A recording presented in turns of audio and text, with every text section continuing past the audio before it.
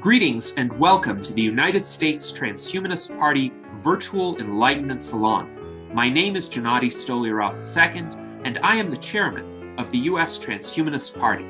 Here we hold conversations with some of the world's leading thinkers in longevity, science, technology, philosophy, and politics.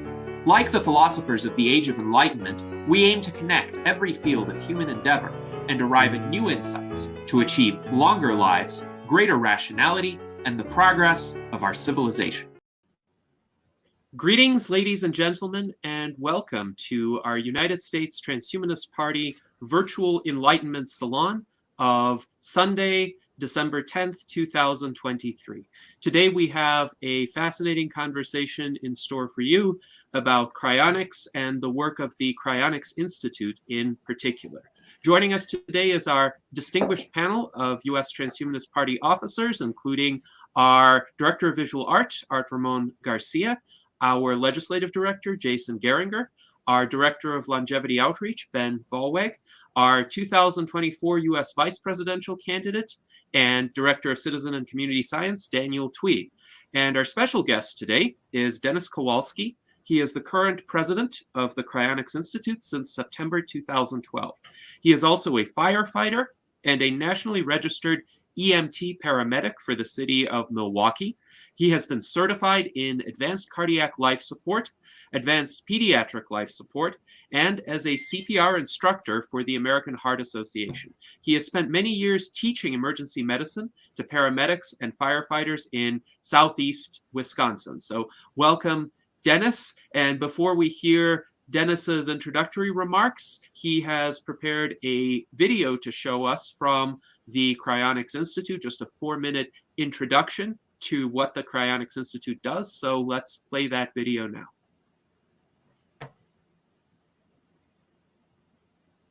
Let's see. So while we're getting that set up, there it is. The fascinating science of cryonics could give people a second chance at life.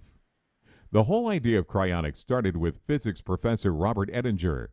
He pioneered the movement with his seminal book, The Prospect for Immortality. He then went on to launch the Cryonics Institute. But just what is cryonics, and what does the Cryonics Institute do? Cryonics is a procedure that preserves the human body at low temperatures after death, in the hope it can be revived in the future. The process should begin immediately after a person is declared legally dead. Even though the heart has stopped beating, there's still brain function during this period, so a heart-lung resuscitator is used to stabilize the body and keep the brain supplied with blood and oxygen. The body is cooled in an ice bath to slow down metabolic demand and to protect both DNA and organ structure. Then anticoagulants and protective medications are injected into the body to stop the blood clotting during transit. The body is then packed in ice and transported to a cryonics facility. Once there, a process called vitrification begins, where the blood is replaced with a cryoprotectant antifreeze solution. This is done to prevent the cells from freezing and to stop ice crystals from forming around organs at extremely low temperatures. The body is then placed in a computerized vapor cooling chamber and cooled to negative 196 degrees Celsius. Once the body is properly cooled, the patient is transferred to a long-term cryostat storage container. Thousands of people are signed up for cryonics throughout the world, and the numbers are steadily growing. The Cryonics Institute is the world's largest provider of whole-body cryonics. They have performed more whole-body human and pet cryosuspensions than any other organization. The Cryonics Institute is also the most affordable cryonics company, with a whole-body suspension fee of only $28,000. Most people can afford this cost with simple life insurance. Our organization is a member-owned nonprofit with open financial records. Suspension money collected is carefully invested in secure endowment-like securities. The investment dividends earned from these investments fund perpetual storage and cryonics upkeep. This is how CI has operated since 1976. Some people prematurely dismiss cryonics because the technology to revive someone who has been cryogenically frozen does not exist yet. But they miss the point. Cryonics is really an ambulance ride now to a future hospital where that technology may someday exist. What does science say? There are now peer-reviewed scientific papers supporting cryonics, as well as many PhDs who have gone on record to support cryonics. Recent advances in stem cells, nanotechnology, and genetic engineering are proving that what was once considered impossible is becoming routine. Some have suggested that someday even aging itself may be halted or reversed. People once considered dead only 50 years ago today are revived with CPR and cardiac defibrillation. Cardiopulmonary resuscitation and organ transplant technology were once shunned by primitive thinkers, but today they are hailed as life-saving advances. If history has taught us anything, no one knows the future, and it is foolish to say what future technology will be impossible. Considering the alternative, which is certain death, cryonics is a rational scientific wager with little to lose and virtually everything to gain. Check out cryonics.org to learn more.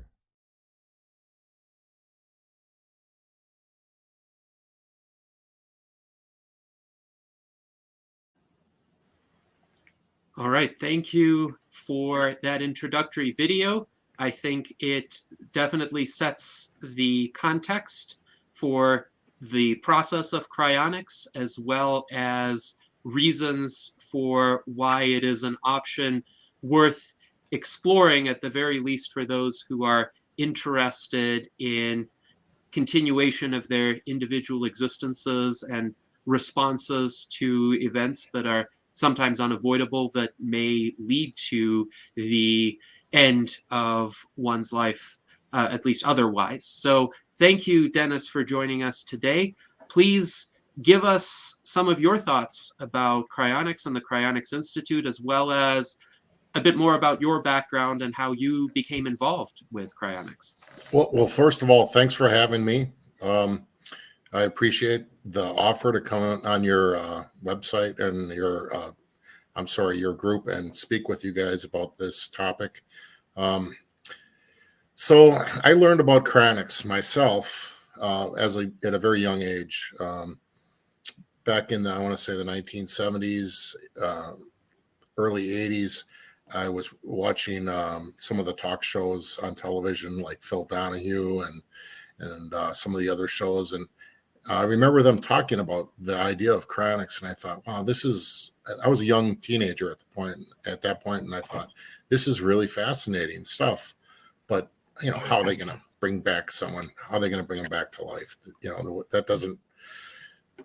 It's like magical. And I was disillusioned with a lot of things like Santa Claus not existing or the Easter Bunny and so forth. And I had a strong sense for smelling out woo-woo or stuff that didn't seem to pass the smell test. But it did seem from a kind of a Pascal's wager, what have you got to lose? If you get buried or cremated, right, we know what's going to happen there, but we really don't know the future. And, as most transhumanists, they think a lot about the future, and we tend to be optimistic about the future, not pessimistic or dystopian. And, I always kind of gravitated towards that idea of thinking, well, it seems like things are improving.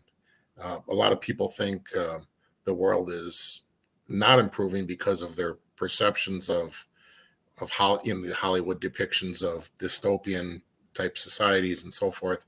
But I mean, if you really take a look at it, our ancestors, they really had it rough. I mean, really rough. 50 to 100 years ago, right? The average lifespan being like 30 years of age. Communications and travel was all horseback if you were lucky and you had the money for that.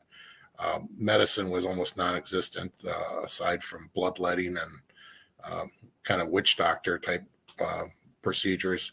And so, I mean, really, we really have it good compared to the past. Famines and starvation were common, and now obesity is kind of commonplace. And we live long enough to get cancers, So, people complain about the cancer rates in industrialized nations. That's because we live long enough to actually get those cancers. So in some ways we're spoiled, and things are getting better. So that's my frame of reference of how I heard about cryonics. And when the audience in some of these shows kind of poo-pooed it for oh, this doesn't seem right, this seems like Frankenstein, or it just didn't seem like the arguments against it were good. And in a similar fashion, you think about the early efforts to introduce CPR and cardiac defibrillation into the public's mind 30, 40 years ago. I mean, if we'd go back 100 years and say, if I'm going to take this dead body and I'm going to thump on them, or I'm going to apply electricity, it kind of sounds like Frankenstein. Or I'm going to take a heart or a liver and out of a freshly dead corpse and stitch and sew it into a person's chest. That sounds pretty macabre and something like out of science fiction, but yet that's kind of accepted as somewhat normal today with organ transplant technologies. And I think it was Arthur C. Clarke that said a primitive society will see advanced technology as magic because they just don't understand what they're seeing. And I think in a similar fashion, people have a knee-jerk reaction against cryonics as being something that's just too outside the box for them to even wrap their minds around. So anyways, I didn't fully buy into it myself because I didn't see an actual blueprint for bringing people back. I didn't have, but at the same time, I realized it's got to be, better than oblivion. So it was a little later on, I read a interesting book by Eric Drexler called Engines of Creation, about molecular nanotechnology. And that kind of put the hook in me because that was at least a blueprint in how we could, in theory, reverse engineer biology and Mother Nature's existing technologies, which are really hard to reverse engineer. But if nature can do it, then why can't we? It doesn't mean it's going to be easy.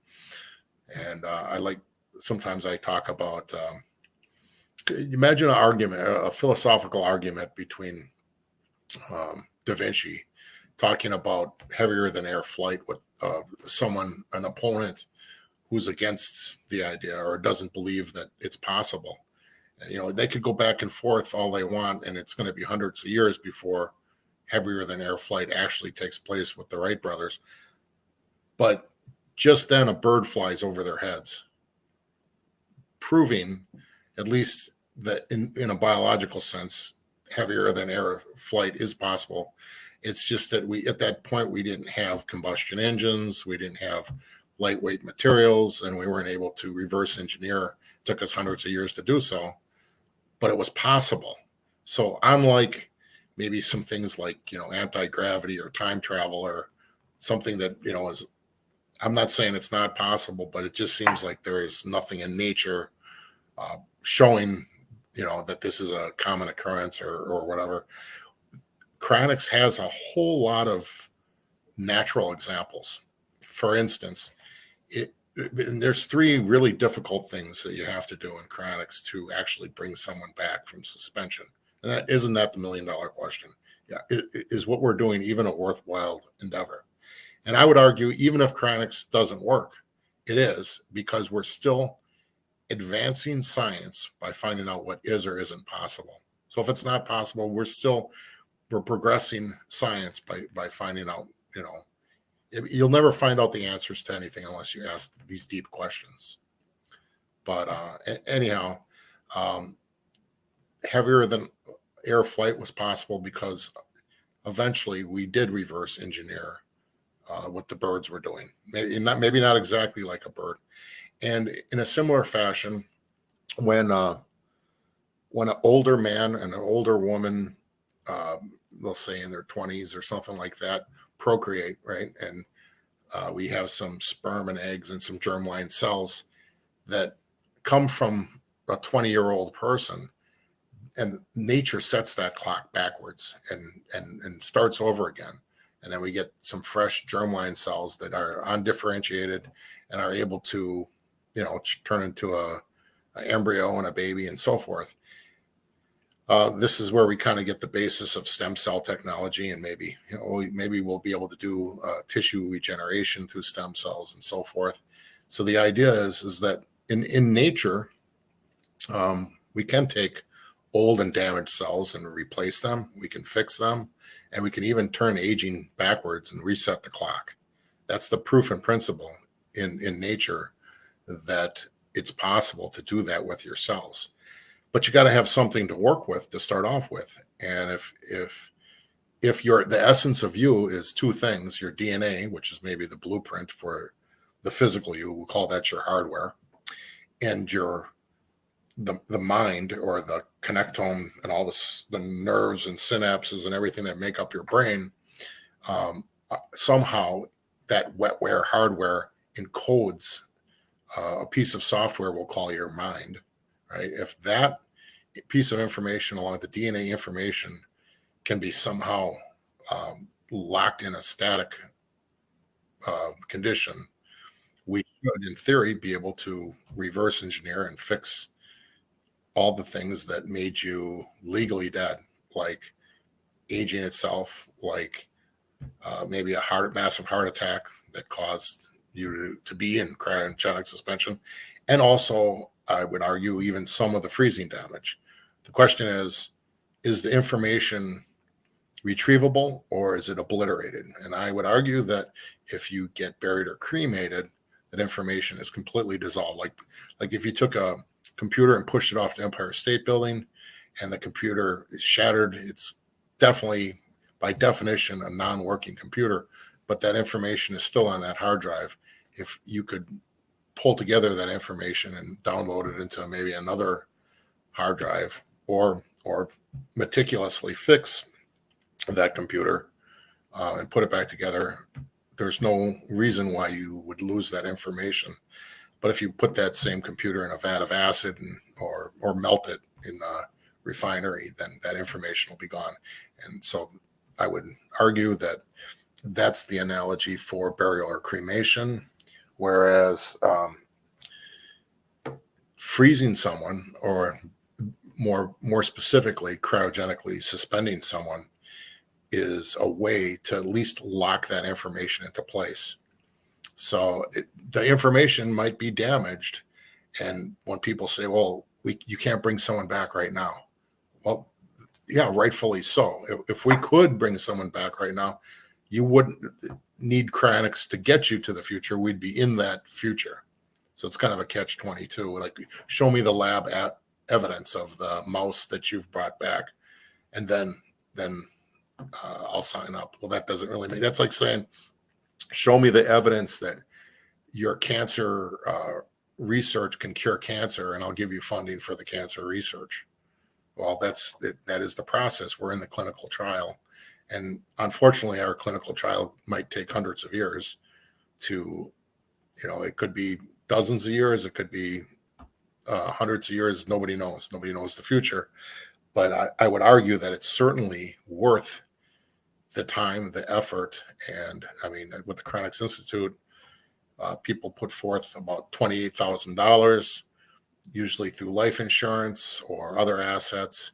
And I would argue that, that's like the minimum that we can be charged, because that money, as you saw in the video, it gets put in like an endowment, and you need that minimal amount of money to get invested in a type of an index fund, so the dividends or interest can pay for the perpetual overhead, the building, the taxes, utilities, liquid nitrogen, salaries of employees, and everything that take care of you.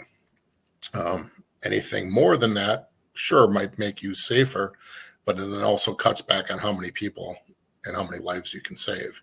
Anything less than that would possibly put the process in danger of not succeeding. So I think we've got a strong track record of taking in enough money, investing enough money, and over 45 years of existence.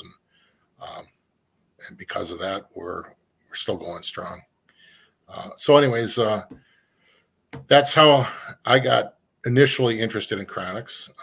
And I ended up signing up myself and paying attention and realizing that, boy, I can take some of what I've learned in traditional emergency medicine as a paramedic and apply that to cryonics.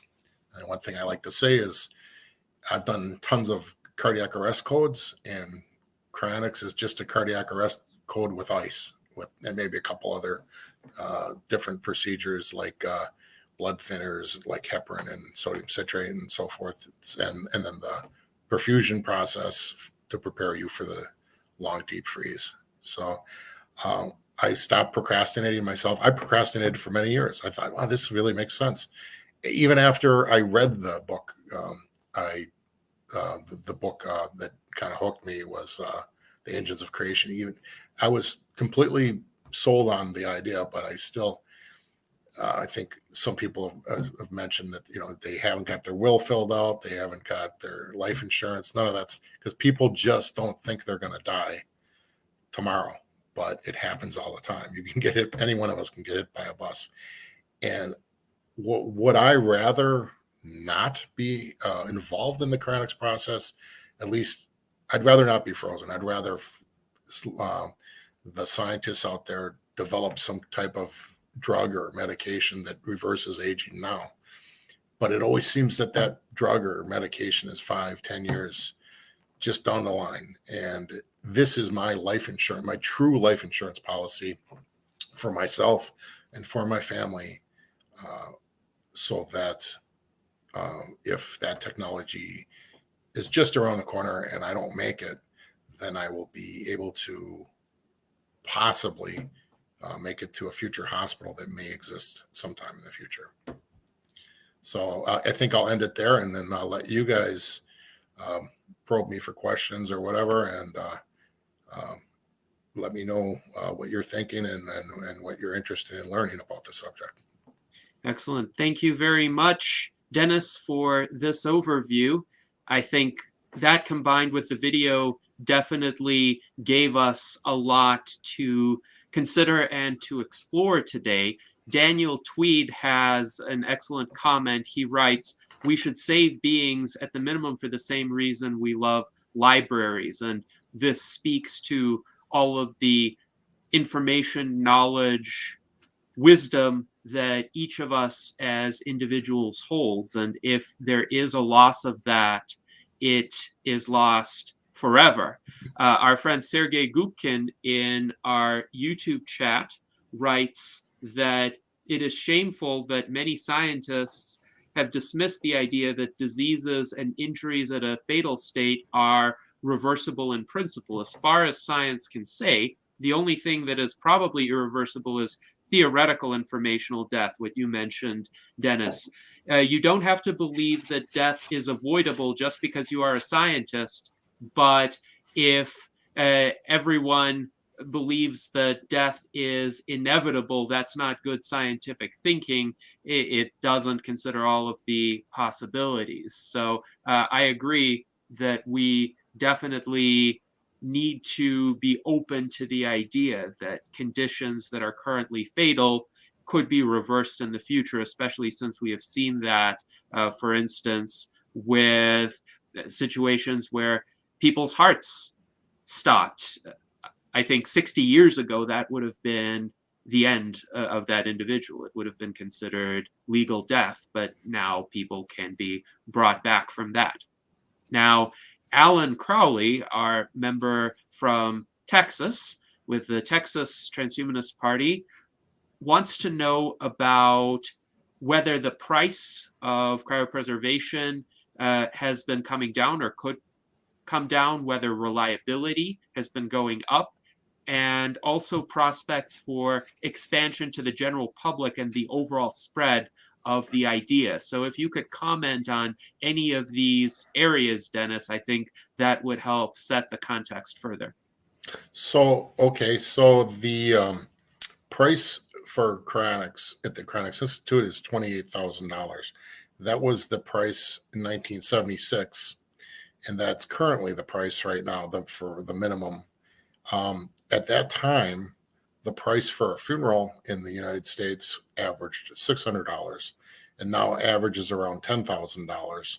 So adjusted for inflation, we've gone down dramatically. I don't know how many things that you've gone to the grocery store lately and seen how many things are going down in price, or at least staying the same relative to the dollar. So I would argue that we've been very efficient with our money and in our investments in order to keep those prices low. I'm sorry, what's the other part of the question? Yes, the other part is in terms of reliability of cryopreservation. Have you observed improvements in that during your time in the cryonics field? Well, not as much during my time as just before my time. A big improvement was we went from what's called a straight freeze, taking a person and putting them in liquid nitrogen without the process of vitrification and perfusion of cryoprotectants. So the cryoprotectant we use is called CIVM1. It's it's a kind of a biological antifreeze that's been reverse engineered from what we see in animals and insects that freeze solid, like the Arctic wood frog and some of these other insects. They have glycerol type proteins in their bloods. And we used to use glycerol was one of the first cryoprotectants, but we've advanced. And just like when they freeze sperm and eggs and embryos and skin cells and what forth, they use cryoprotectants in cryobiology to protect the tissues. And we're attempting to do the same thing with your brain when we perfuse a person's brain and body. So that's a huge improvement. You can literally see that improvement under a microscope where the tissues are less fractured and damaged after the freezing process. And it's not a perfect process. None of it is, but it's better and it's getting better. One of the things we're looking at now is trying to add nanoparticles into the perfusion mix that might allow for more efficient rewarming of the tissues at some point in time. Ironically, when people think of the ice crystallization forming in a person's body and brain, we worry about when we're cooling the patient down for those ice crystals to form and cause crushing damage to the cells. But during the warming process, there's actually going from super cold to just below actual freezing is when the majority of the ice crystals form. So it's important to protect the patient going down to the cold temperature and coming up from the cold temperature. But our hope is that, again, that's going to be there's going to be so many future technologies to help with the back end, the warming out situation. But there's the current vitrification formulas also have certain levels of toxicity at warm temperatures, but they lose toxicity at the colder temperatures because, as you know, the reactivity for chemicals are slower at colder temperatures. But still we have to go through that warm transition point or warmer transition points. So we're looking at trying to detoxify some of the cryoprotectants. And I think one thing that also might help with the formulations and what we're doing might be the advent of artificial intelligence in looking at patterns and different ways to perfuse tissues. But again, that's way out of my scope. I worked in emergency medicine. This would be a question for cryobiologists mainly. Yes, thank you very much for that answer. And we are acquainted with a cryobiologist, Greg Fay, who pioneered a lot of the cryopreservation techniques. And we had him as a guest in one of our virtual Enlightenment salons in 2020. Hopefully, we will have him back again within the next several months. And definitely, we will ask him those questions at that time. Now, our friend Luis Arroyo in our YouTube chat wonders, how can cryonics become even cheaper? For instance, on par with a typical burial. You mentioned that a typical burial right now costs about $10,000. Cryopreservation with the Cryonics Institute costs $28,000, and that is the most affordable option for cryopreservation today. And he also wonders, will pricing help overcome the perceived taboo by the general public? So if, for instance, a funeral director were able to offer several options to the family of a deceased individual, and he could say, well, you could pick burial, you could pick cremation, or you could pick cryonics, and they're comparably priced, but cryonics has this possibility that perhaps some of the information would be preserved, some of the damage might be repaired in the future. If we could reach price parity with burial and or cremation, do you think that might allow cryonics to become a mainstream practice embraced by many more people? So, yep, very good questions. I've often asked myself some of these questions. I don't see us lowering our price right now because our overhead itself is becoming more expensive.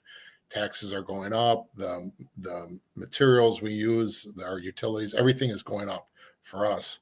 So for us we're already, by just keeping the price locked in at 28,000, in essence, we're going down in price effectively. That being said, I do believe that funerals are just going to keep rising in price until maybe we do reach parity. And there might be that the average funeral hits $28,000. I don't think earlier in my life, I thought that, yeah, if we could bring that price down, then why not? There's absolutely no reason then to not be cryogenically suspended.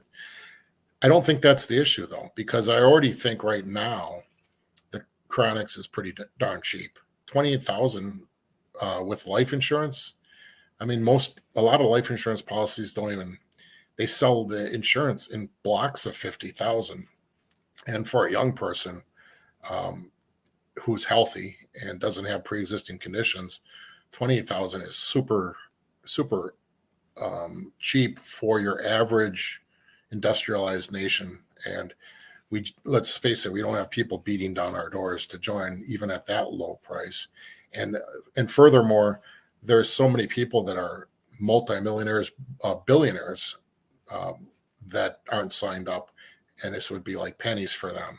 So I really don't think the price is the large issue with the general public, and that's just my guess. I think it's more like they are unable to wrap their minds around the idea that there is something. We're kind of attacking their defense mechanism that says there's no escape from death, so I might as well accept it.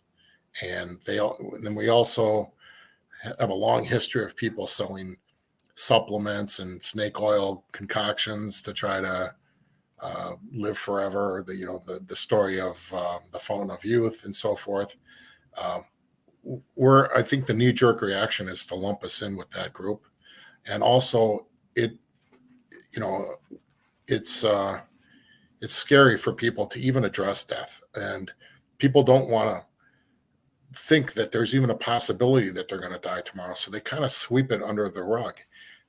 I've heard that a couple weird statistics that kind of will make you chuckle is that there's people out there who have been divorced and they haven't changed their life insurance policies, and then they die, and everything, it's kind of not terribly funny, but a large portion of the money goes to someone who they might have absolutely hated, and their spouse that they had no interest in leaving the money, and it doesn't go to their existing spouse or children or whatever, because they just don't bother to change their life insurance policies, because I'll get to it whenever. I'll get to the will, and then you have these, everyone hears of family fights where brothers and sisters are conking each other on the head for the china or silverware or whatever. And a lot of it is honestly poor planning on the people who are deceased, and nobody wants to kick a person who's already down or deceased, but it's the truth. It's just the logic of it. And the truth is, nobody wants to think they're going to die tomorrow. None of us, but any one of us can get hit by a bus tomorrow. So my suggestion is, it's just one of those things. You got to grab the bull by the horn and set up the process. Even if you're not going to get involved with cryonics, I mean, most of us should have a will and some basic estate planning in place. So there's a lot of things going against the general acceptance of cryonics. Fear of death, fear of even embracing the subject. There's taboos. People don't want to have what would the neighbors think? This is kind of weird. He signed up with cryonics, so they're more worried about what people think of them, and yet ironically, people will spend millions of dollars on, going to a gym or makeup or reconstructive surgery to make themselves look a little younger. And we all know that it doesn't really work. In the end, they're going to die. In the end, time will take its toll. And yet, when we place something so logical as cryonics, for whatever reason, there's just a knee-jerk negative reaction. Now, if more people did accept it, I think there might be a bandwagon effect, but we're still at this critical point, I think, or very low point. It may be like with the Wright brothers. A week before the Wright brothers actually flew, some major newspapers, I think it was the New York Times, said it's absolutely impossible and never happen. And then a week later they were flying. So it's impossible, not going to happen until it happens, and then everyone takes it for granted. Of course it was going to happen, whether it's our cell phones, or you say, I got this device that can communicate with any human being on the face of Earth and access all of mankind's knowledge. We used to call that a crystal ball, and now it's a cell phone. We take it for granted. It's Google and whatever. So that's kind of a long answer, but it kind of puts you in the framework of understanding why cryonics hasn't taken off. If I knew the magic answer to make it take off, I would certainly entertain any ideas on that. But for 45 plus years, everyone's been throwing ideas out there. And the truth is, there's people who'd rather join cults and commit suicide and do all kinds of strange, odd things before they'll jump into the logical field of cryonics. So I don't know exactly why that is.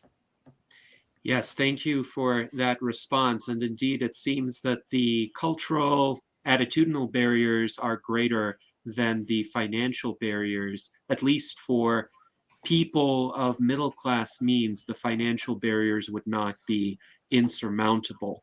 Now, we have a lot of comments about the book by Eric Drexler, Engines of Creation. Dave Porter says that he recently obtained that book. Here is a Wikipedia entry where people can read more about it. It's subtitled The Coming Era of Nanotechnology by Eric Drexler. It was written in 1986, actually, the year before I was born. So these ideas have already been percolating in the futurist community for quite some time, for 4 decades, essentially. And the conceptual foundation for nanotechnology, as well as future advances in cryonics, has been out there for that period of time and even longer. Richard Feynman had his famous lecture, There's Plenty of Room at the Bottom. And Paul Hagen writes that he's going to have to read that book. That was how his dad started in cryonics. So that book has inspired many people. Now, Daniel Tweed wonders, is there a vocational certification pathway to becoming a cryonics technician? If somebody wanted to become trained in actually performing cryonic suspensions or taking care of patients who have been cryopreserved, what sorts of educational pathways and certifications are available? Well, our typical cryonics employee is kind of a jack of all trades. My ideal employee is someone who can do all the handyman stuff like plumbing, electrician, drywall, welding, and at the same time has experience with emergency medicine, funeral direction, particularly embalming and maybe some clerical work, because there's a lot of that clerical work and the ability to talk to the public and field questions on our telephones and stuff like that. And so that's basically what our employees do, but we've kind of divided up some of the tasks. Some of the people are a little bit more handyman, some are a little more administrative, and but that's the ideal person. I'd almost argue against vocation. I mean, there's so few of us out there. I'd argue more for something in the fields of technology, maybe AI or cryobiology or genetic engineering, that could help us on the back end of cryonics. Maybe not directly, but that's a place where you could make a deeper career with more money and then maybe help out, sign up with Cryonics yourself, donate to the Cryonics Institute, and maybe donate some time and efforts, maybe with website development or with whatever. But it's so varied. There's so many little bits and pieces that go into a cryonics operation. And it's not like there's very many of us out there. I'd probably argue to say that there's maybe four employees at Cryonics Institute. Worldwide, maybe 50, less than 50 employees. So it's not a huge promising job field. I'm not trying to discourage you. I'm just saying there's other places where you can make a lot of money and maybe I'd almost argue stronger overall contribution to the movement. So we need people to make a lot of money and perhaps be able to afford to support more cryonics technicians with those proceeds.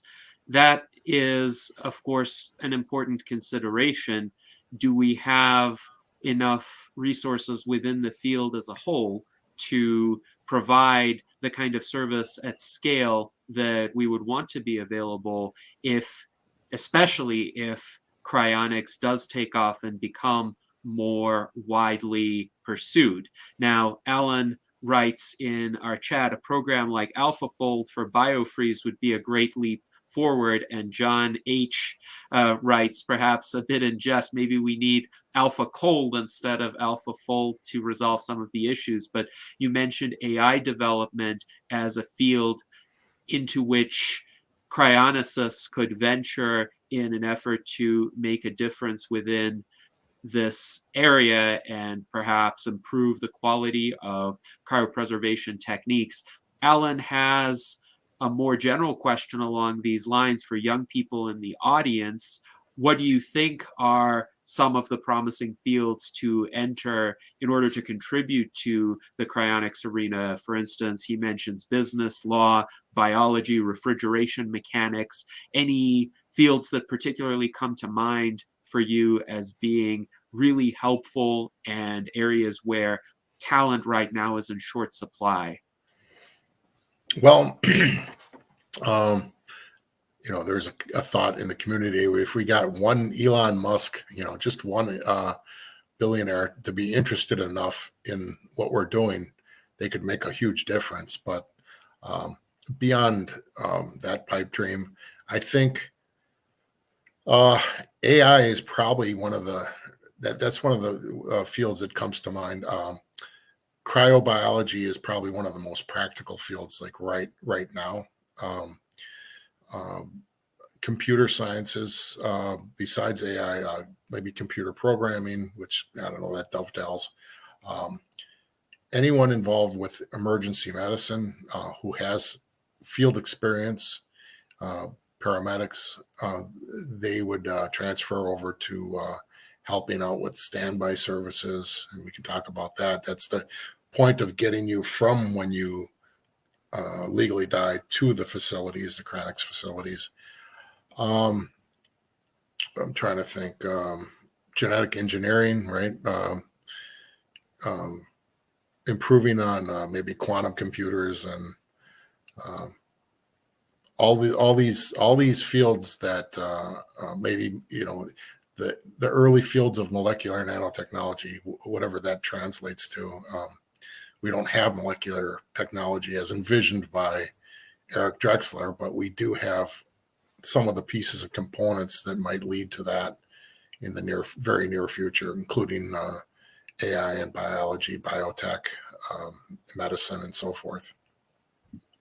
I mean, indeed. doctors, lawyers, I mean, we need lawyers to defend our organizations. We need doctors to help legitimize what we're doing and help out with we don't have to reinvent the wheel when it comes to the medical side of what we're doing, but a lot of it's just plugging in what's already been learned in conventional emergency medicine, plugging that into cryonics and testing and our theories and putting it all together in one giant package that improves where we are now into the future. Yes, indeed. Thank you for offering these suggestions. Luis Arroyo also wonders, what role can public policy or politics play in cryonics, particularly since we're the U.S. Transhumanist Party? These are areas where we can contribute some advocacy. Well, I kind of argue about trying to stay somewhat apolitical, and the reason that is you don't want to cut the country in half and make half the country your enemy when you're such a small, fragile entity that we are. So I try to make we accept everyone. It's in the same vein. You wouldn't ask a person what their religious or political beliefs are in an ambulance before you help them out, or before you get a heart transplant. You don't ask them these questions. It's not even on the table. We accept people of all religious backgrounds, of all political persuasions, and socioeconomic status. And I believe medicine should always be apolitical. And I believe we're striving to legitimize ourselves and be part of that field of medicine. So that's my political argument. If you're in an area that leans left or leans right, I think you would help. It would help your organization or your standby facilities to stay friendly with whoever is regulating your business or existence or your area.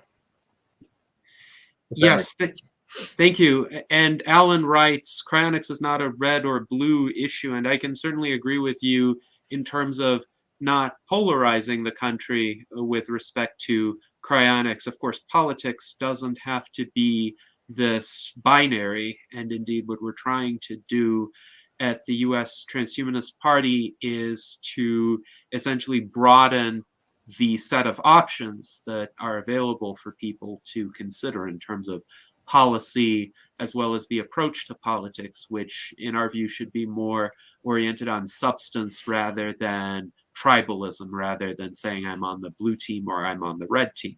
Now, that being said, are there rules, regulations, policies that you think could be improved so as to make it easier for cryonics to become accepted, or for technological progress in the field of cryonics to occur so that it advances more rapidly with fewer obstacles?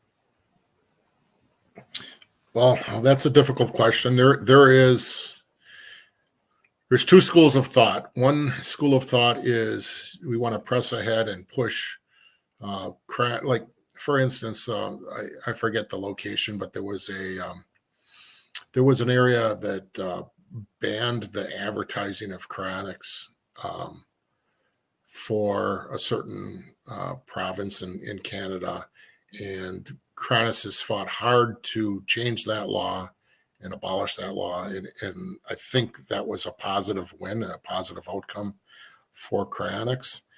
And one school of thought is yeah, we got to keep pushing ahead and making the laws favorable towards cryonics. But another school of thought was don't upset the apple cart. We could already get patients out of there. Basically, we could do cryonics in that area. We just couldn't advertise, and nobody was planning on putting up billboards for cryonics anyhow. So most advertising in any way is done on the internet through websites and so forth. So really, it was ineffectual. And so you can make an argument either way for that kind of stuff. There is the ideal that incrementally we make it more acceptable, or leave alone what's not messed up. Don't fix it if it's not broke. Politically, I would argue, again, you have to tailor your discussions and your politics and to the local environment. If I were a business that was in a Republican area or a Democrat area, I would think about the hot button issues that anger or those political parties and stay away from them, and think about the not hot button, but the cold, we'll call it the cold button issues that please them, and see how our philosophy can coexist and tailor itself to fit in with that particular area. It's just a matter of strategy and being smart, and not ticking off people who are already coiled like a spring to come at you. And why would you want to pick a fight with any group that's hundreds and hundreds of times larger than your group when it's not necessary, and it's not even productive to what you're trying to do?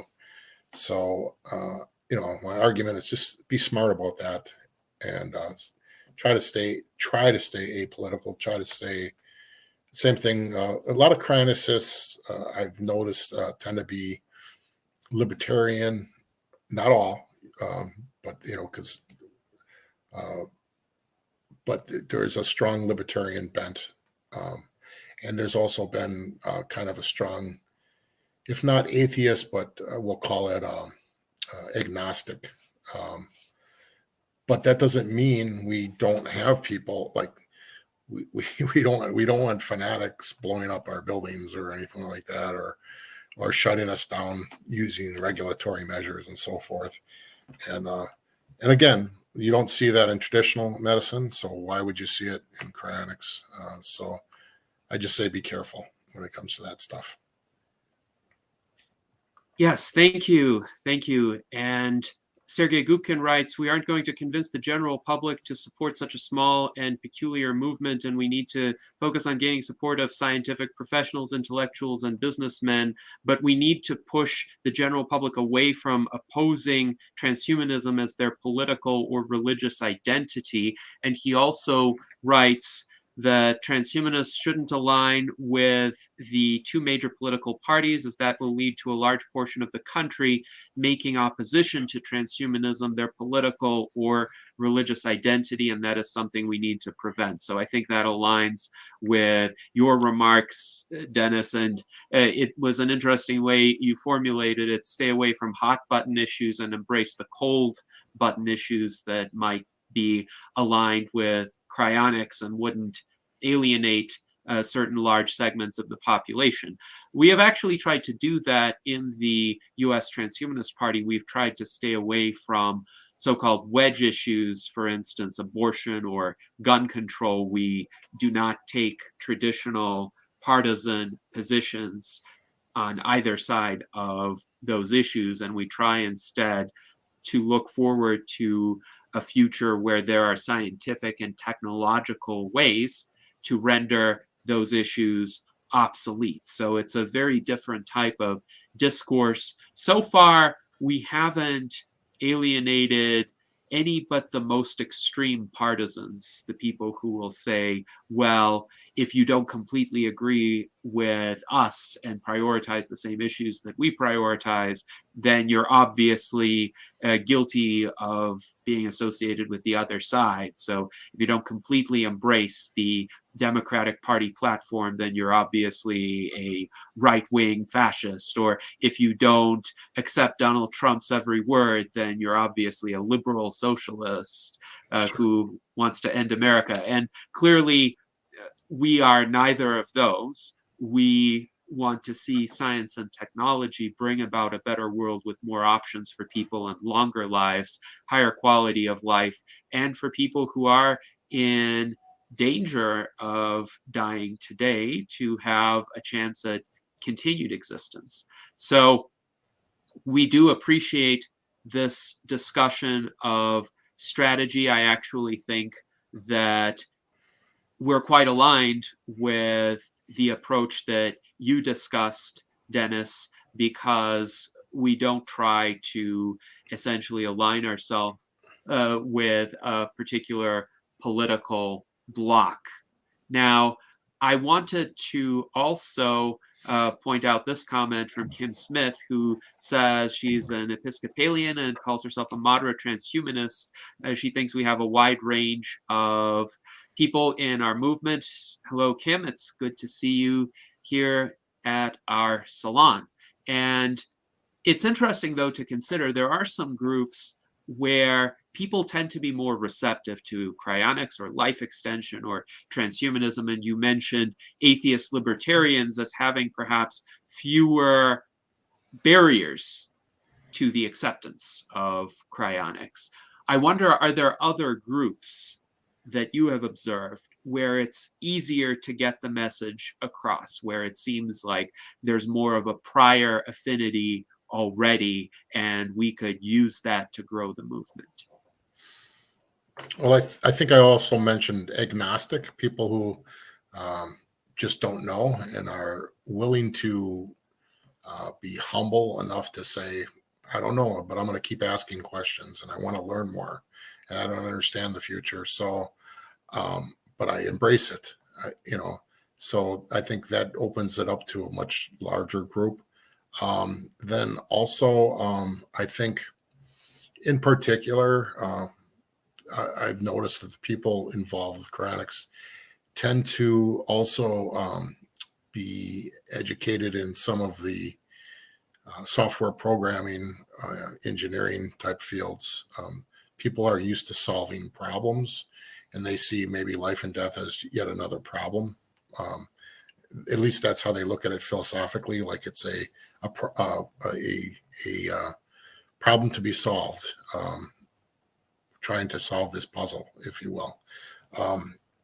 Another thing that I tend to see with cryonicists and transhumanists alike is a love of science fiction and science itself. And I mean, that's the one thing I've seen people, again, politically all over the board, rich, poor, everything, educated, highly educated, barely educated, but they all love their science fiction and they're all optimistic about the future. So I think we're all eternally optimistic.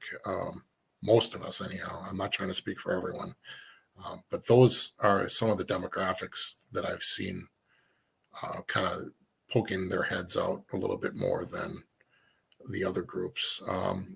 But I think, just like in medicine, you want it to appeal to everyone, absolutely everyone. And I think most people can buy into the medicine is a good thing. Again, there's fringe groups that reject medicine as well. But if we can align ourselves in that way with the existing conventional systems and keep making correlations and connections with traditional emergency medicine and cryonics emergency medicine are very close, just add ice, and transhumanism and technological advances in engineering and all the STEM sciences. They're really close. There's a small divide, and I think focusing again on what makes us think alike, the cold buttons, I guess, and what we can agree on, and not focusing on what we disagree on. Because we'll get back to that. We'll get back to the disagreements, but let's focus on what we can get done today, what we can agree upon today. And I think that's an important thing. And so that's where I would focus my energies. Yes, focus on what we can agree on. Indeed, if we can all agree on extending our lives, then we'll have plenty of time to explore what we disagree on as well. I've often made that argument with respect to metaphysical or theological disputes that people might have. Yes, it may be worthwhile to explore those at some point in time, but let's give us more time to do so. Now, it's interesting too that you mentioned techno-optimistic science fiction as a common element that unites a lot of people who are receptive to cryonics. And John H. points out in the chat, the cryonics idea has been around for quite a while. Older folks might remember that Buster Crabbe's Buck Rogers got frozen for 500 years and then resuscitated in time to be taken to the hidden city. And Buck Rogers is a 1939 film serial. Here's a link for the Wikipedia entry where one can find out more about that. So it's been suggested by Alan that maybe Buck Rogers fans are a demographic that could be attracted to cryonics. Also, the situation in Canada with British Columbia banning the advertising of cryonics was covered in July 2015 by the Canadian Press. Here's a link to that article and the work of activists within the cryonics community to get that ban overturned. So it's important to learn from episodes of successful activism. Hopefully we can leverage those lessons to counteract further bans or attempted bans. So now I would like to go to our panelists to see if they have additional questions before we return to our audience questions and comments. So let's go to Art Ramon Garcia. Yeah, kind of along the themes of techno optimism as far as cryonics. Just doing a quick search on cryonics in movies, you see a lot of pessimism. I mean, I'm looking at one here, The Chilling in 1989. And it says the bodies at a cryogenic center are defrosted by accident and turned into cannibalistic zombies. And the Man They Could Not Hang, 1939, with Boris Karloff. And again, it seems to be a very pessimistic movie. So, I mean, is there some way you can get a list of movies that are optimistic, that are based on cryonics, and put it out there on your website and promote that and get the ideas out there of the positive ones? Because definitely there's no shortage of pessimistic ones. I mean, they're a dime a dozen. So any thoughts on using the optimistic cryogenic films or cryonics films and pushing it out to the masses, via your social media or anything like that? Sure. Certainly dystopianism and negative news in general seems to sell. Negative media sells a little bit more than positive, for the same reason a news article that says, nice man helps old lady across the street is not going to be a headline story. But if that same guy cuts her head off and, hides the body, certainly that's going to be a headliner in the news, because people are, they're afraid. And when you scare people and shock people, and maybe that's why people are so jaded and spoiled with thinking that they don't have it so good when they really do have it much better than their ancestors. I think it's because, bad news gets your attention. and bad stories, dystopian stories get your attention.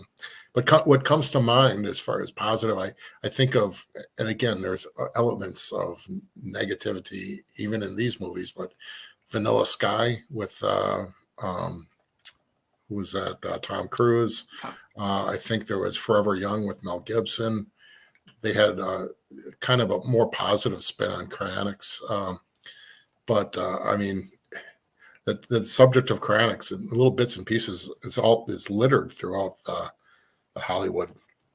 I mean, you see it in, I think, the movie Idiocracy had two people frozen and brought to the future where they're just average people and the rest of the world is devolved into a bunch of idiots.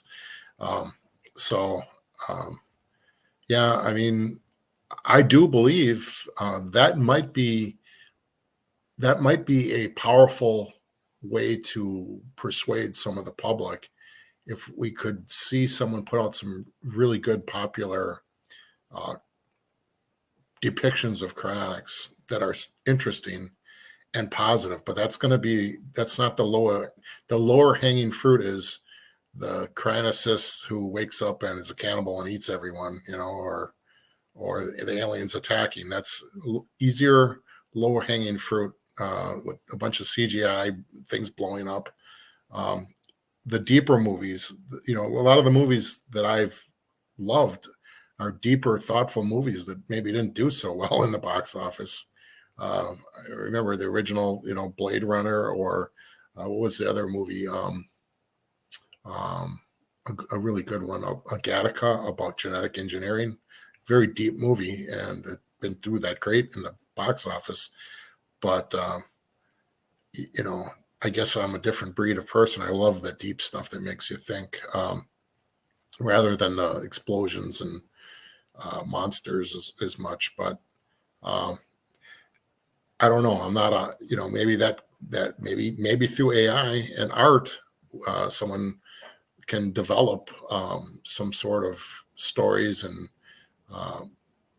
new movie or something like that kind of attaches itself to the human psyche and puts us in a positive light. I'm not sure. Now, is that something you could sort of do with your marketing budget? I mean, maybe finance someone making a movie and to create a positive film on cryonics? It's unlikely that that would be a big marketing thing for us. I mean, there's way more creative people. We're not in the business of that.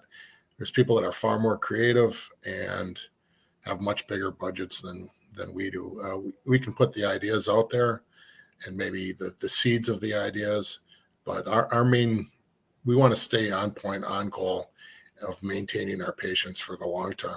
In fact, our even more important than actual growth in the cryonics industry is maintaining and making sure the people who are signed up, who are actually in suspension, make it. I mean, we've already, our number one absolute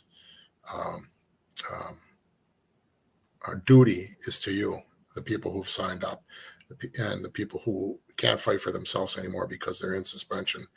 And yes, would we like to get more people signed up? Yes, but not to the point of bringing them in and then causing problems for ourselves to hurt the people that have already bought into it philosophically and can't fight for themselves because they're in suspension. So it would go in that order. So our primary focus, our primary mission is just making sure we get people where the ambulance ride to a future hospital that may or may not exist sometime in the future. And we got to make sure that ambulance is in good working order before we even think about other mission creep. Yes, thank you for that answer, Dennis. And our viewer, Corche, points out that Jellyfish DAO is working on films that positively portray life extension. We are actually going to have them on as guests during our next virtual Enlightenment Salon of December 17th, 2023. So we can continue the conversation about techno-optimistic, pro-life extension films. Alan suggests a docudrama about cryonics or a mockumentary would be good for someone to pursue. And Jason Geringer points out actually every science fiction movie that has suspended animation for space travel is a win for cryonics. And most of the movies, it works most of the time. And a lot of the plot lines are that the characters are awakened early, or maybe there's a crash, but most of the time the preservation technique actually works, and there is full reversibility of cryopreservation. So I think there's some curiosity among our viewers, Dennis, if you think it would ever be a viable proposition for people to, for instance, voluntarily enter some sort of cryonic suspension for the purposes of space travel if there's a long journey to a different planet and it might take a few centuries to get there. Could we have someday a situation where there is fully reversible optional cryopreservation for people to be able to withstand those long journeys? Well, I think the large disconnect for people is that in cryonics, you have to be legally dead before you go into suspension, whereas in a lot of these depictions of astronauts that are hibernating, they're alive when they go into hibernation, and they're alive when they come out. So people, I mean, they're not thinking, I don't think, critically enough to realize that if you can bring people back from that level of deep hibernation, you've already solved most of the cryonics issue in general.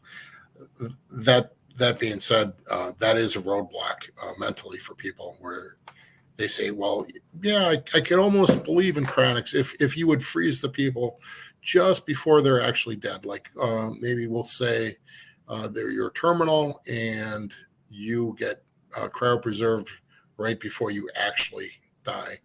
You've got a better chance than the guy who is perfectly healthy and not terminal and dies, and then 5 minutes later they're cryopreserved.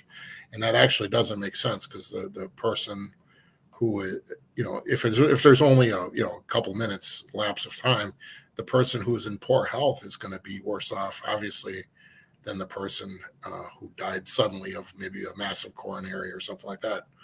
So, but people don't always think critically. It's just like, well, death is death, is final. I think it's a leftover residual from, and they're not plugging in the fact that, we already bring people back from the dead. It's called CPR. It's called cardiac defibrillation. They're not making that connect. They're not plugging it in because it's maybe too new, and also people keep shifting the goalpost, so to speak. 60 years ago, if your heart stopped, that was it. And to the general consensus of everyone, you weren't going to bring people back. It was impossible. And anything even remotely coming close to bringing people back was witchcraft or nonsense or just plain old BS. And then all of a sudden they started bringing people back with CPR, and then people, oh yeah, but that's you only got a couple minutes. Well, then they started bringing people back with with therapeutic hypothermia. There's a saying in emergency medicine: you're not dead until you're warm and dead. Because if you find someone, let's say that the reason they died involves like a cold water drowning or some type of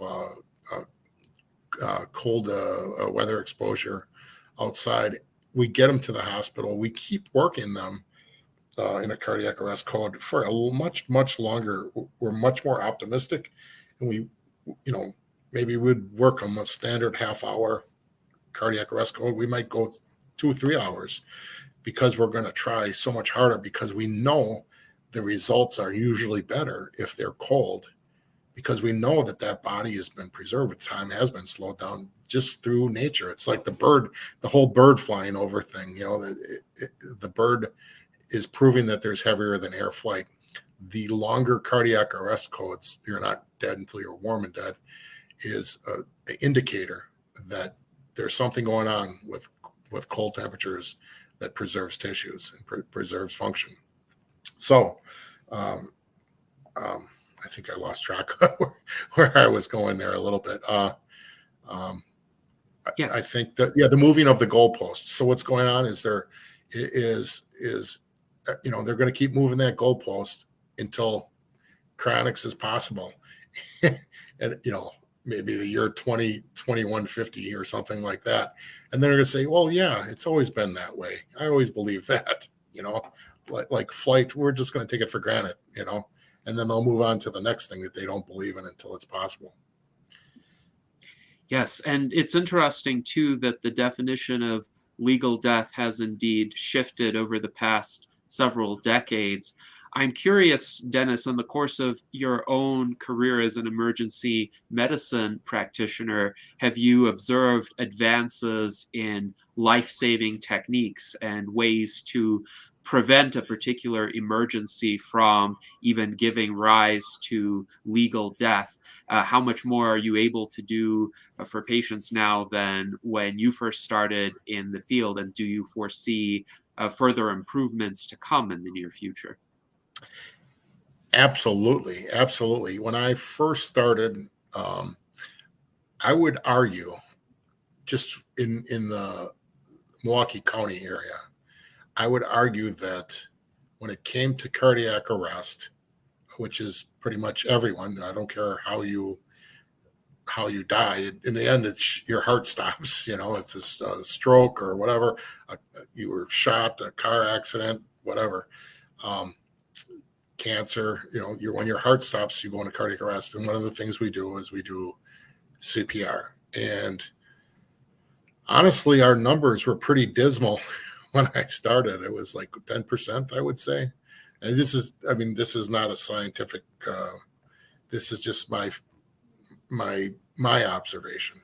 So I'd say about 10% of the people that we worked on, we brought back. Terrible. That means we lost 90%. And some of them you kind of went in knowing you're not going to bring them back. The body might be a little stiff or it's showing some signs that they might have been maybe not stiff, but showing signs that, yeah, we don't think we're going to be able to bring this one back, and yet we've improved a lot of things. We've changed the medications. Ironically, we've gotten rid of a lot of the fancy medications. We found out they weren't really doing anything. And in fact, they were kind of wasting our time and detracting from good, high quality CPR, which is a really basic thing, and some of the more advanced things like, establishing a airway with endotracheal tube, as opposed to just breathing for that person with a bag valve mask and doing basic hands-on CPR, good quality CPR, where you don't spend very much time off the chest. You're doing really good CPR, very basic. I was involved with ALS, Advanced Life Support, but we're talking basic life support. We're talking anybody can go learn and get CPR certified. In fact, I would argue one of the best places to die in the United States is Seattle, Washington. And why is that? It's because they push in their public school systems so hard learning CPR. They go to a swim class, everything CPR, high school CPR. Everyone learns CPR. So if you go down, nobody knows anything else, but they know to do CPR. And guess what? When your heart ain't beating, you need a heart to beat. And even if you're doing bad CPR is better than no CPR. And you get it. And a lot of other places, people just, they panic, they call 911, they wait, but they're not doing anything. So, hands-on CPR, we learned through going back through the data and looking at how long we've been on the chest and how long we've done this and how long we've done that. We've learned through the data that it's not the more advanced stuff. Sometimes it's just getting back to basics, but it was technology that pushed us to go back to the basics. It was because we were hooking the patients up to these Zoll 12 lead type of machines that analyze their heart. But this machine was also looking at the depth of compression, the speed of compressions, and everything else. And in the end, it wasn't the fancy medications. It wasn't the vasoconstrictors. It wasn't the, it was just good quality CPR.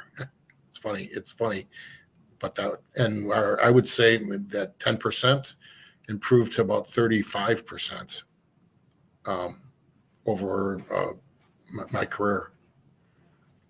Yes, that's impressive. And Alan writes that insisting on basic CPR certification in high school is a great idea. I actually did receive a CPR certification my sophomore year of high school, but I was 15 years old at the time and I let it lapse the following year. And then I took another first aid course when I was 30. And again, that certification, I think, was good for 2 years, but then it expired as well. I think probably the difficulty for most people is just having continuous practice opportunities. And obviously, hopefully, one is not in a situation where one has to perform emergency CPR on people all the time. But it may be good to have programs where people can participate, ideally free of charge, and they could get refreshers on those skill sets. They could practice in controlled environments where they just keep that certification fresh and that skill set at the forefront of their minds. But yes, getting back to basics enabled by technology can improve survival rates that significantly from 10% to 35%. I think that is definitely worth noting. Now, yes, go ahead. And I will say that, and I noticed in the comments, someone said they had lower percentages. That's probably across the board. I'm talking about what I saw in the Milwaukee area. And as I said, there's areas where the percentages are really high, areas where the percentages are really low, and then it averages out. Yes. So it helps to be in an area with a good emergency medical team and a culture of really exercising that skill set. Now, of doing something rather than not doing something. Right. I'm also curious if you know this in terms of follow-ups of patients whose lives were saved via CPR. Are they typically able to get several decades or at least several years of additional life, or is their heart in a damaged state often such that they will succumb to some condition in a relatively short amount of time, but this gives them perhaps a few more weeks or a few more months? I would say it's absolutely all across the board. Anywhere's from, unfortunately, we've brought back people who were terminal, who should have been in hospice, and we brought them back so that they could suffer a little longer, all the way to people who we brought back and maybe they had brain injury and poor quality of outcome or died shortly thereafter, all the way to people who got good quality CPR and they lived decades of happy, functional, and productive lives. So, but that's really not for us to judge. Well, I guess maybe it is a little bit if someone is in let's say they're not signed up with Cryonics, or but they're terminal and in a hospice situation, then I don't think we should be employing heroic efforts. But in most cases, we don't make that judgment.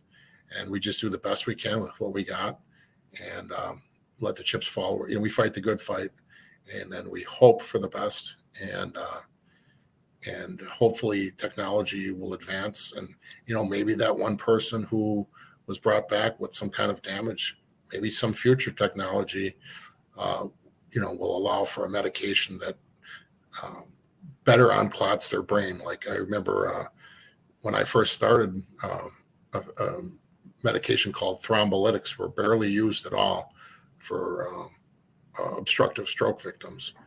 And then it was aggressively used, at least for obstructive stroke victims, towards the end of my career. And it was restoring function to a lot of people by dissolving those clots in the brain. And they were getting full function, or at least a lot more function back than they would have had they not had that medication.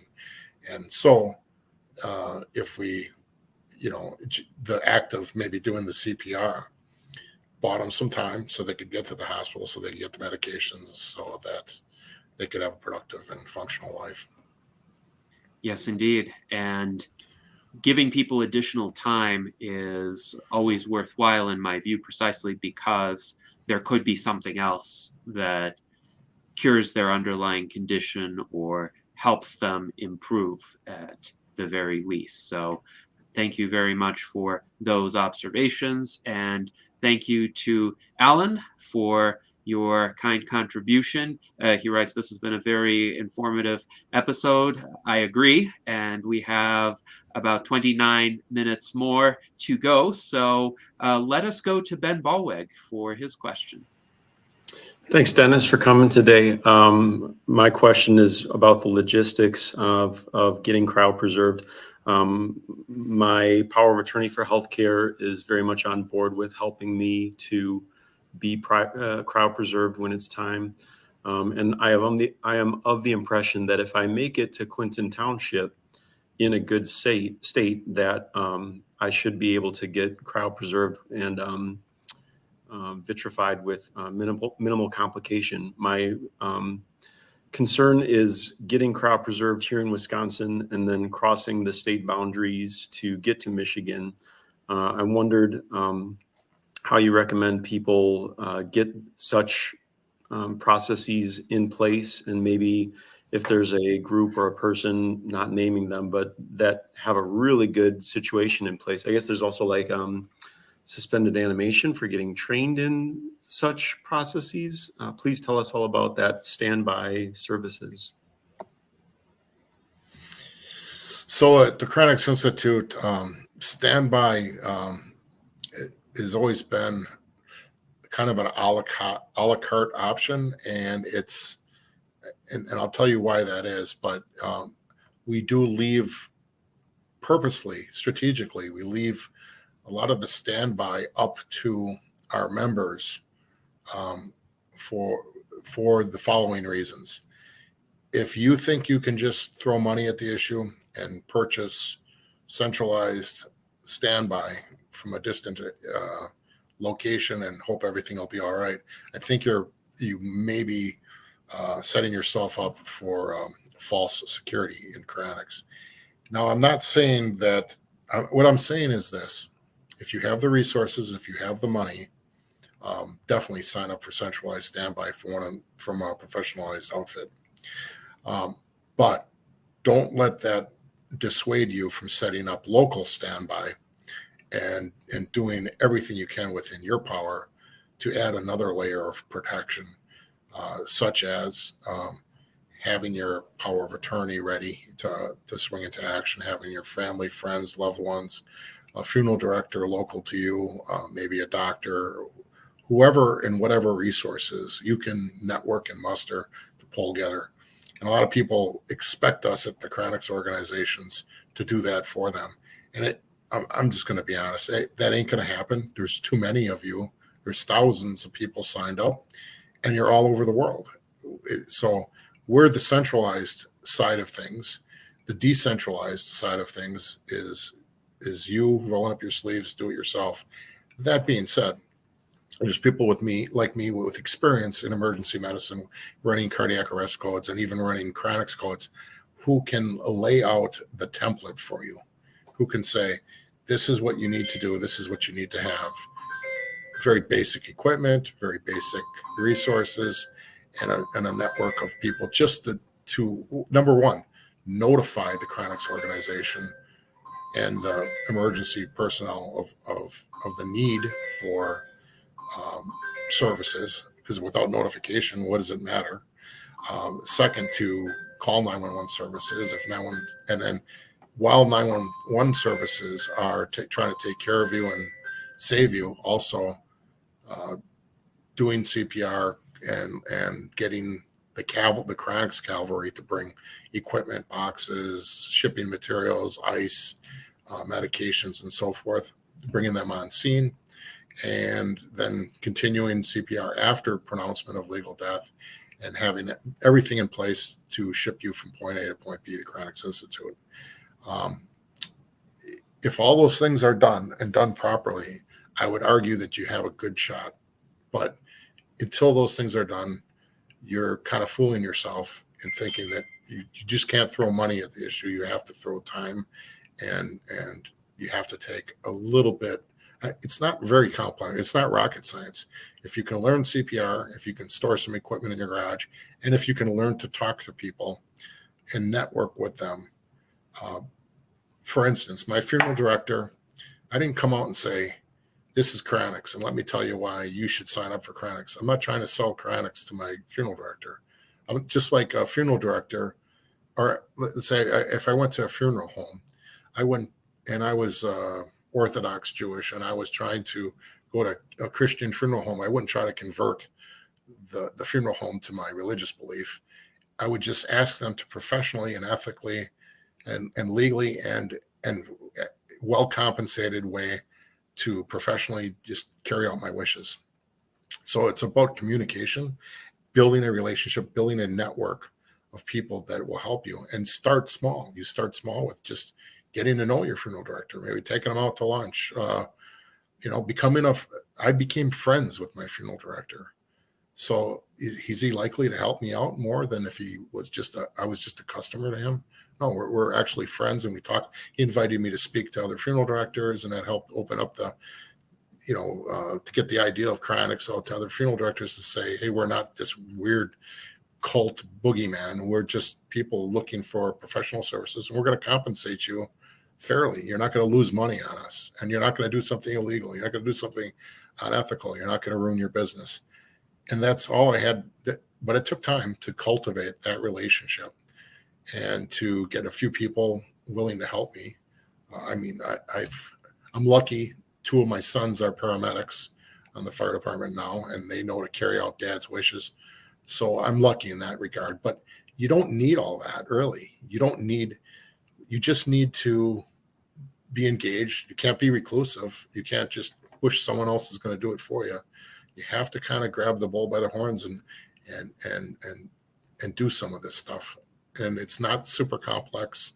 But if you're going to put $28,000 in a Cryonics anyhow, what's a few bucks to a funeral director and going out to lunch and maybe buying them Starbucks donuts or baseball tickets or whatever, and and it's nice to get to know people and to be friends with people and build that network.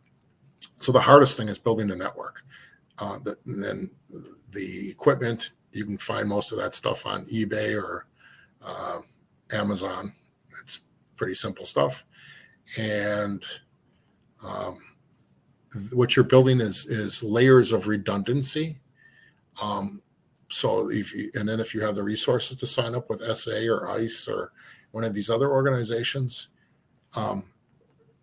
they might have a better chance of coming out to help you. Like, let's say if you have a terminal illness and signs of death are imminent, well, then they have time to get out and get at your bedside. But if you just keel over instantly, which may happen, you better have something locally set up. So why not have both or even more? And so the more you have, the better. Again, redundancy in Cryonics. Like, for instance, we have liquid nitrogen suppliers for the Cryonics facility. We don't have one, we have 3. So that if one tries to overcharge us or goes out of business or doesn't want to supply to us, everything in 3s or 4s, multiple levels of redundancy. Nothing's perfect, and including your suspension, including your standby. You could do everything right and could still go wrong. And Cryonics might not work. But what we're doing is preparing here, where it says emergency preparedness. And just like with 911, you do everything right, you go to hospital, and they still might not be able to save you in conventional medicine. And so we're no different. But that doesn't mean you don't try and fight the good fight and do the best you can with what you got. Yes, thank you for that response, Dennis. And it does highlight the importance of building a local support network for emergency response that's helpful not only for purposes of achieving an effective cryopreservation, but maybe even for purposes of saving one's life in an emergency situation. John H. writes, we should all have wills and medical directives in place anyway and make sure the executor we choose is not at odds with our personal choices, like that woman who was cremated against her explicit will by a family who did not respect her wishes. And Sergei Gubkin writes, that was a disturbing story, a good reason for individuals to have wills. John H. writes, yes, all the more reason to have a will, power of attorney, and medical directive in place before we become unconscious. We should also be loud and clear with family and friends about this. And I wonder, John, if you could share any more information about the name of that woman who was cremated against her wishes, or the time period when that circumstance took place. And also, Dennis, I'm wondering if you have encountered situations where somebody was fully signed up for the Cryonics Institute, eligible for a cryopreservation, yet because of resistance from their family or other heirs, they were not able to receive a successful cryopreservation. Yeah, yes. So the most common reason that people's cryopreservation wishes are not honored is greed and money. So just like you see with families fighting over an inheritance when the will is not clear, what you see in cryonics is people might say, oh yeah, well, we're going to carry out your wishes. We'll do what you want. And then then they think, oh yeah, this guy's, Uncle Bob's kooky, and we're just going to collect the money and bury him. And so ironically, when I first signed up for cryonics myself, there's an option. It's a rider option that says, well, what do you want us to do with your money if you don't get preserved? What if you get burned up in a fire or lost at sea or something like that, or lost in the woods and the animals eat your body and there's nothing to cryopreserve? What do you want to happen with that money? And that's a reasonable question. You don't want to just say, well, just give it to the Cryonics Institute and they didn't do anything for you. That money could be maybe go better spent to my family. But ironically, what you're doing, and I was set up that way. I set my estate up. My early Cryonics estate and wishes were set up so that if I wasn't frozen, the life insurance proceeds that I had designated for CI would go to my family. And my thought process was, why do I want to pay for a service not rendered? And I love my family, and I don't know these Cryonics people really. But if you think about it deeply, what you're doing is you're saying, bury them and you get the money. and don't bury them and send them off, then you don't, so you're actually putting the carrots and sticks in. People might tell you what you want to hear as far as honoring your wishes. Now, I trust my family deeply, and I think we have a good understanding that they're not going to try to bury me and take the money. Nonetheless, to try to, because I've seen this happen so many times with families that do try to bury them and hurry up and take the money. I now, and also to set the example, what I did is I turned around and changed that waiver to say, even if you don't freeze me, the money still goes to the Cryonics Institute. And am I taking away the incentive for the Cryonics Institute to make money? No, we're a nonprofit. I mean, we personally don't make money one way or the other, whether we freeze you or not. That money goes to your perpetual storage. So there's no skin in the game for profit. But on the other hand, by saying that the money's going to come to the Cryonics Institute or wherever, even if I'm not frozen, now I've taken away that financial incentive to bury me. In fact, I've even gone so far as to say all of my assets, my house, properties, everything, way more money than I planned on leaving at the Cryonics Institute, is all going to go to my family minus the money that I've allocated for my suspension and a little extra. If my family disregards or dishonors my wishes, then they get $1 and they lose everything, and everything goes to the Cryonics Institute. So there's a huge carrot, stick, incentive, disincentive to follow my wishes. And I put that out there not because I distrust my family, but to set the example for others and to say, here you go. This is what you need to do if you want to keep, if you want to take away the disincentives or take away the incentive to get you buried for the money. And not saying that that's right for everyone, but that's just an example, a template. And I found that the easiest way to not get suspended is for family to have a financial incentive to not suspend you. So take it away, and then it shouldn't be as much of a problem. But then here's another thing. You got to let your family know that you did that too. We had a member who did disinherit his family and didn't tell him, and the family buried him overseas and left us a lot of money. And I mean, we felt horrible about that. I mean, but in honor of that person, we spent that a portion of that money, decent some of it, to help educate our members in what not to do, how not to make that same person's mistake. And we put some of that money into our standby app that we put on our phone that helps notify the Cryonics Institute and others that may be on board with your wishes when you can't notify people yourself.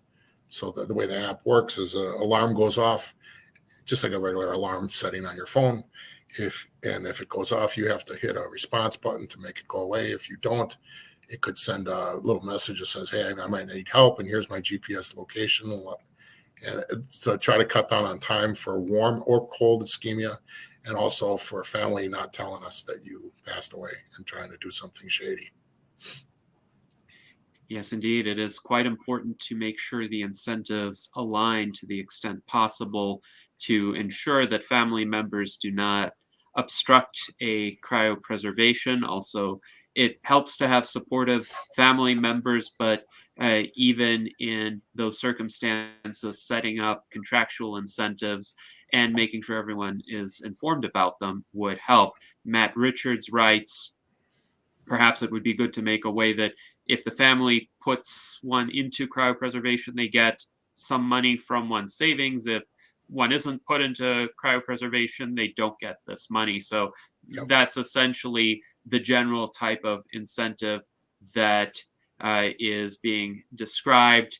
John H. writes, maybe, but it bugs me to think I'd have to bribe my family to honor my wishes. Well, I think it depends on your family members and whether they're aligned with you in that desire and what confidence you have that they would carry out those wishes in the absence of those kinds of incentives. And that's right. If they're going to honor your wishes, it shouldn't be a problem for them for you to have that stipulation in your will, because they're just following your wishes. So, but that's up to you. You don't have to do that. You could have your will set up the way I had my will and cryogenic paperwork in the first place. But just understand that you're taking a chance that you're providing an incentive on the wrong end of the situation. But that's completely up to you. And here's the other thing: you don't have to leave. You don't even have to. You could say, people might say he's only saying that because there's a financial incentive to leave all the money to Cryonics Institute. You don't have to leave it to us. You can leave it to whoever you want. You can leave it to some other charity or something, to children's cancer or something like that. But still, you're taking the incentive away from your family. And again, I trust my family. I absolutely trust my family. But I still did this to set the example and to hopefully show other people this is a real problem in cryonics. And it's whether you know it or not, this is a real problem everywhere. Even if you're not involved in cryonics, families are torn apart by people not setting up their estates properly, and a brother thinking he was going to get the car, and the other brother thinking he was going to get it, or whatever, and then the brothers don't talk, and it's terrible. People shouldn't be like that. They shouldn't, either of them should expect anything from their parents in that fashion. But when you throw money into the mix, people get funny. So I'm just saying this is what I've seen, and just another technical fix to a problem. And so just solve the problem. You know? Yes, indeed. And one can even take the beneficiary idea a bit further with regard to it essentially being a completely disinterested kind of beneficiary situation, where instead of bequeathing one's money to one charity, one could split it up into micropayments to many, many different charities, which would be sufficiently small that no individual charity would actually have a significant interest in that outcome happening, like a $10 payment to this charity, a $15 payment to this other charity. None of them are going to be motivated by those kinds of amounts, and yet that would achieve the goal of essentially not giving it to one's would-be heirs if they do not follow one's wishes. Now, I wanted to also give Daniel Tweed the option to ask a question, so please go ahead.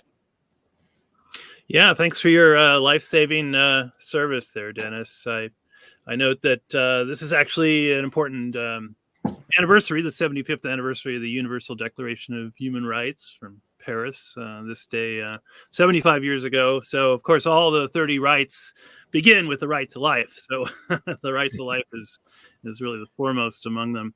And as you know, a lifesaver, I would say, yeah, go get that CPR training. Go get CERT, community emergency response training. You can get that online for free. It's a great thing.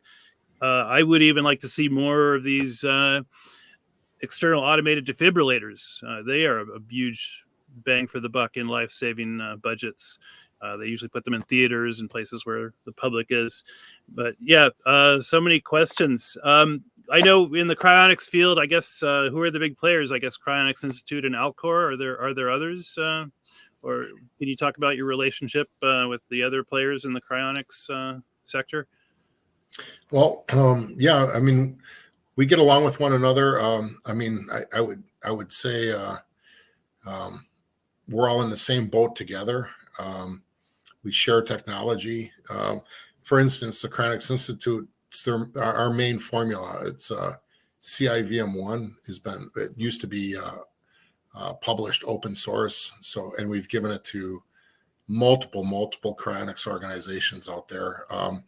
I'll give you a list of all the ones that I know of. There is Yinfeng Bio in China. There is now Southern Cryonics in Australia. There is Biostasis, I believe, in Germany, and Oregon Cryonics as well in and then so yeah, many organizations have used our formulas, and many smaller standby organizations that are overseas that like Cryonics UK use our formulas to help stabilize patients.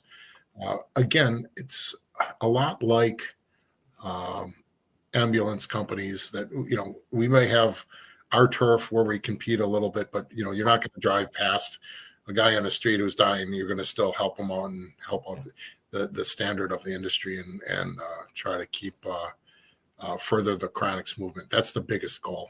You know, Speaking of the overseas angle, I know the new president of Argentina, one of his platform planks is to legalize the trade in human organs.